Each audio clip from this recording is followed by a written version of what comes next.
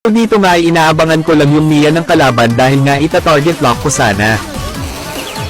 Tapos biglang nag-chat yung Mia ng kalaban kung sino daw ba yung legit sa amin, di ko nga agad napansin yung pala Amora din yung IGN ng Kagura. Tapos pinagpipilitan niya pa na siya yung real kahit fake lang naman siya.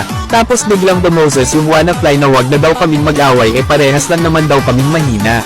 Akala siguro niya ay makakaisa siya sa amin ni Kagura, tapos napachat na lang yung Kagura ng target lockdown namin siya. Tapos sabi ni WannaFly ay di daw siya takot sa ming dalawa. Imbis na mag-away kami ni Kagura ay nagtulungan na lang kaming i-target lock itong ng babasher na ta. Tignan lang natin kung makakabawi ka pa sa amin ni Kagura, ngayon ka may turon dyan hahaha. Paki-mention nyo nga to para malaman ko kung legit or fake itong nakalaban namin, kasi parang legit ata ito dahil may pa-feed pa siyang nalalaman hahaha. Panoorin nyo na lang kung paano namin pagtulungan itong Mia na ng babasher na ta.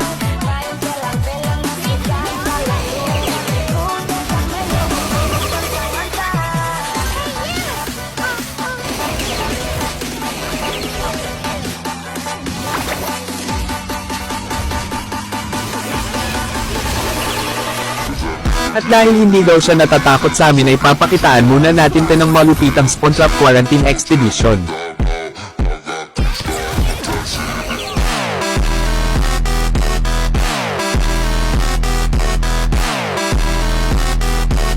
Mukhang legit atate dahil nag-magic word may turon na siya. Tapos dito habang nagalord kami ay bigla ba naman siyang nakachombo hahaha.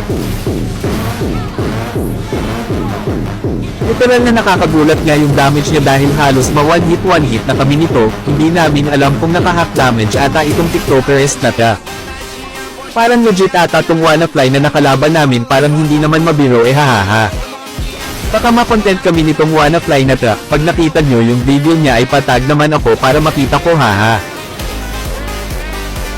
Tapos dito ay halos hindi na din kami palabasin sa base namin hahaha, grabing lakas pala nito, nakakatakot pala katapat dahil hindi ka na papalabasin sa base hahaha.